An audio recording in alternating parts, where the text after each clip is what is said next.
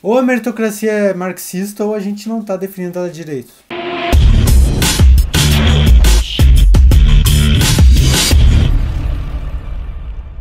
Eu estive assistindo alguns vídeos aleatórios quando de repente aparece um vídeo do Pirula falando sobre meritocracia. Na sequência, um vídeo do Rafael do canal Ideias Radicais contrapondo o vídeo do Pirula. O que aconteceu é que eu fiquei motivado a entrar nesse debate e aqui eu vou trazer algumas considerações sobre esse assunto. O que acontece que parece ser motivo de treta é que geralmente falta uma definição clara sobre o termo. Sendo que cada um fala o que entende da meritocracia, seja para criticar ou para defender, e todo mundo então acaba se desentendendo e gerando polarização. Meritocracia é uma palavra que começou como o nome de uma distopia, e depois ganhou o significado de um sistema em que os mais aptos seriam mais privilegiados. Depois virou justificativa moral para dizer que não se deve nada à sociedade porque se conseguiu tudo por mérito próprio. Porém, embora haja tantos entendimentos sobre meritocracia, há um outro que vai ser o foco desse vídeo e que é um entendimento bastante válido. O Pirula estabeleceu essa definição na medida em que ele diz o significado das palavras que ele está usando, então a gente pode começar a pensar nas suas implicações. Assim, quando o Rafael diz que as palavras precisam ter o significado estabelecido,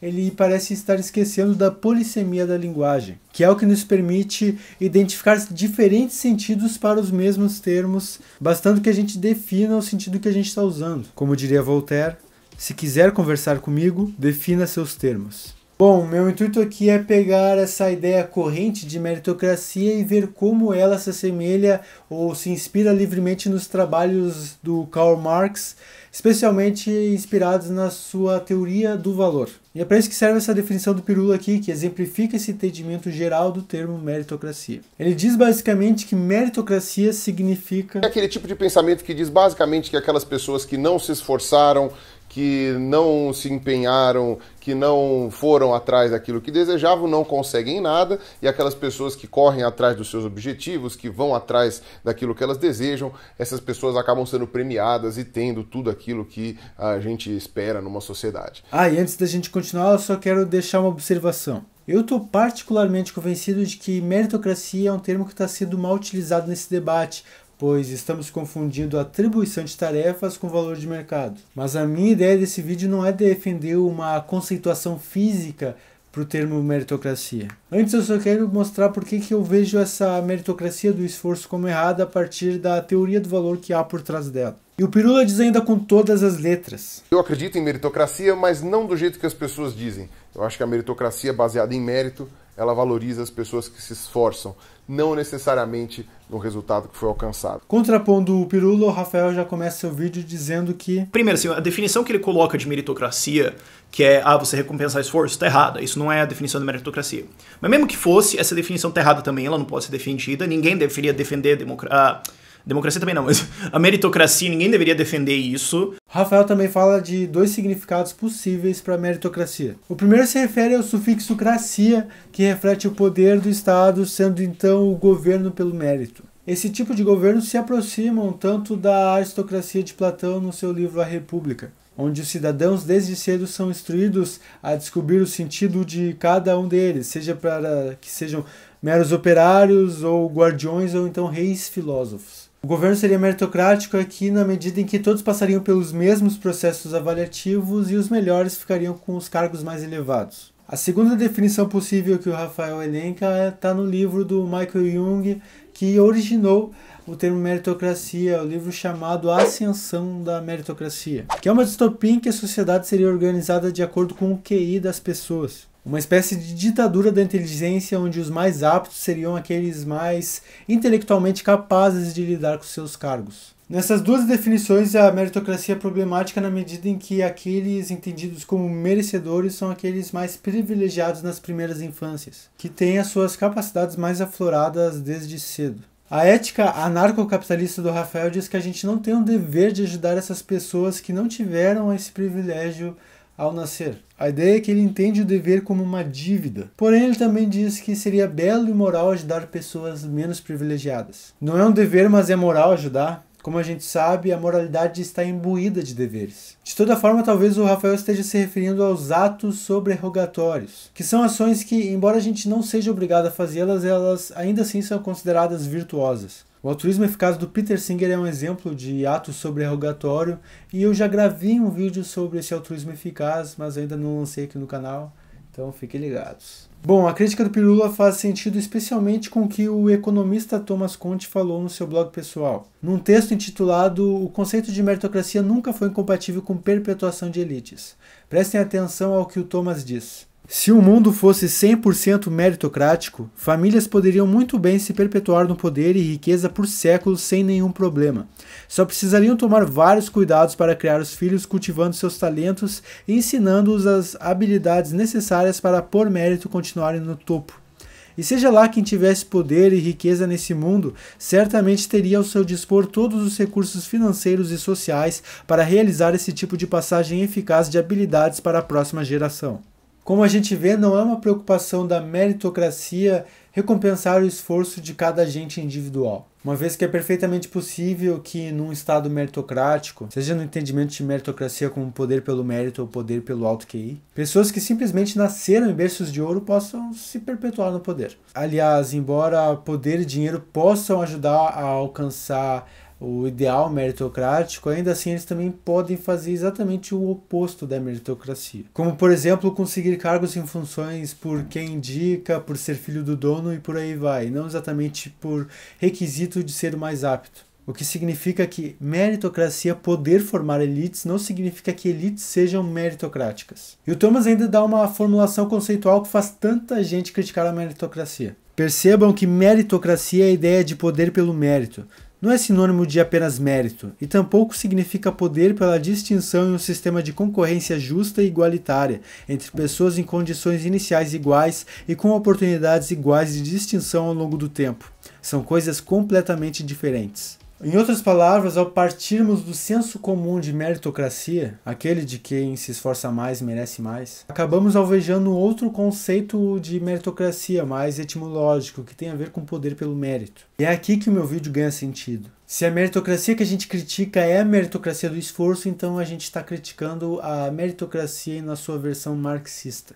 Eu sei que isso dá polêmica, mas tentem pegar o meu ponto. Caso meritocracia signifique quem se esforçou mais merece mais, então o problema da meritocracia é confundir esforço com qualidade e aceitação social. É tão errado isso que uma perspectiva marxista se aproximaria melhor dessa visão meritocrática do que uma visão liberal ortodoxa, por mais contraintuitivo que isso seja. Isso porque a teoria do valor do trabalho, respaldada por Marx no seu famoso livro O Capital, diz exatamente isso. O valor de um produto depende da quantidade de trabalho aplicada nele. Como o próprio Marx diz, um valor de uso ou bem só possui valor porque nele está objetivado ou materializado o trabalho humano abstrato.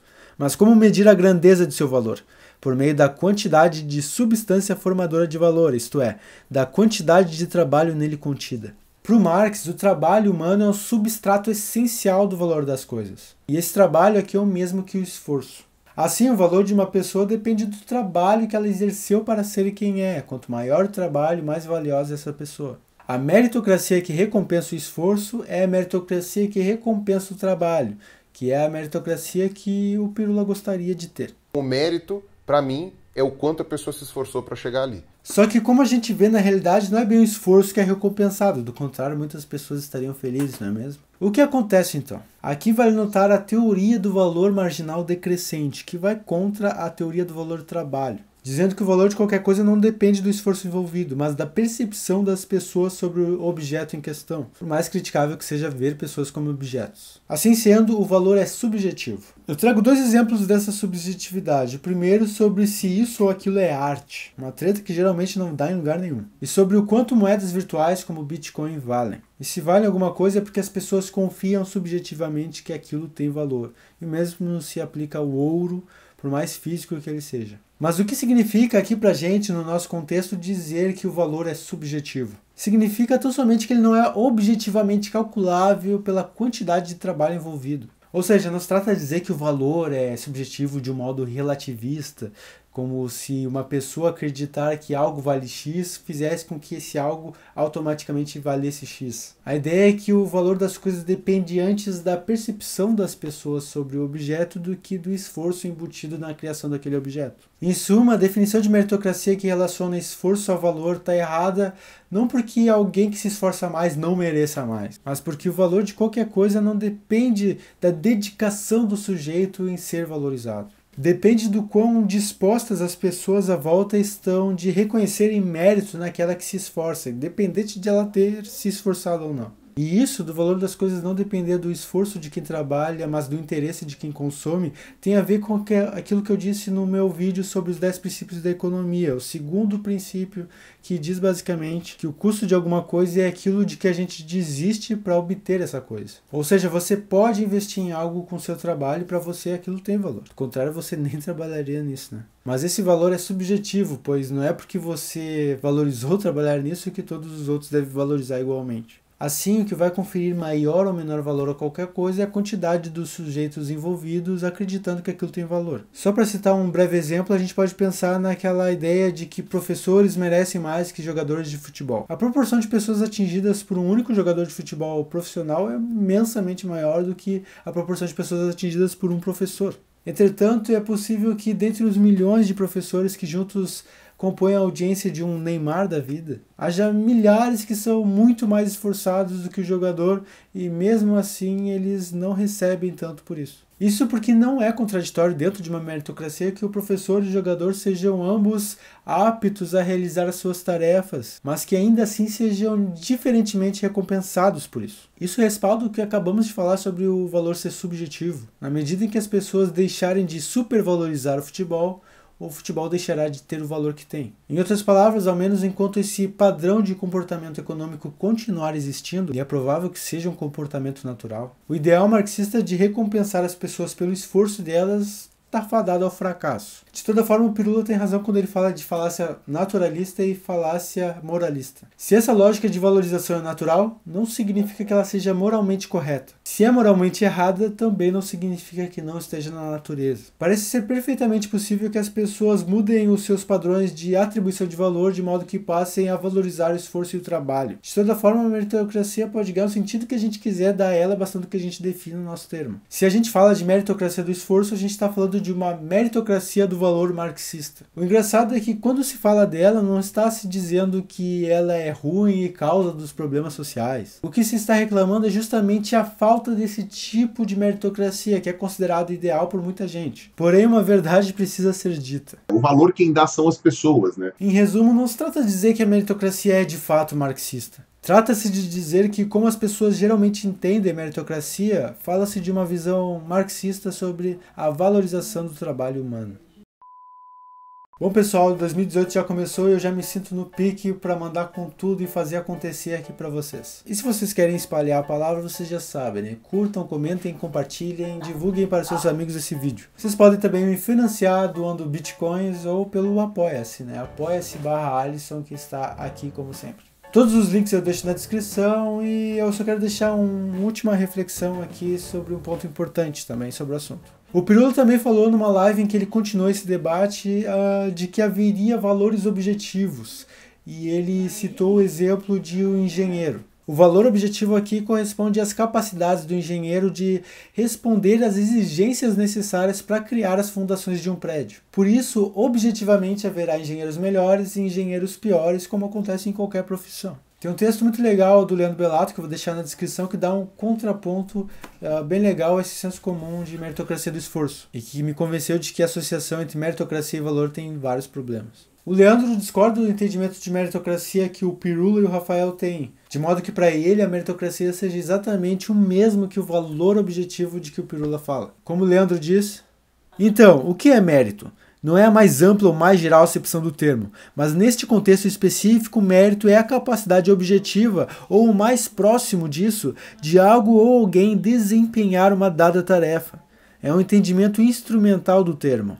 Assim, tem-se que meritocracia é uma forma de elencar a determinadas funções os agentes com o devido mérito. Ou seja, embora razoáveis, as preocupações que o Pirula demonstra no vídeo dele sobre malnutrição, maiores dificuldades, menores QIs, maior esforço, elas estão simplesmente longe de uma crítica de fato à meritocracia, caso a definição do Leandro seja mais acertada. Haver problemas de igualdade de oportunidades não significa que a capacidade de quem exerce melhor uma função deva ser relativizada, muito menos que seja injusto que aquele que se esforçou mais ganhe menos. De toda forma, e voltando ao exemplo do bom engenheiro, mesmo esse valor objetivo para ser executado depende da demanda das pessoas que precisam de prédios. Quanto mais prédios no mercado imobiliário, menos esses prédios valem, pois há menos pessoas demandando por eles. Ou seja, o valor pode ser objetivo na técnica de construir prédios, que seria o verdadeiro sentido de mérito para o Leandro. Mas na economia ele é subjetivo, pois está sujeito às leis de oferta e demanda voláteis que são.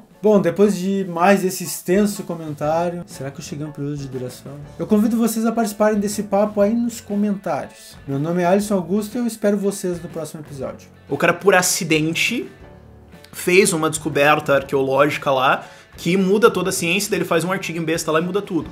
Ah, mas ele não se esforçou. Mas daí foda-se, mano, ninguém liga. É simples, cara.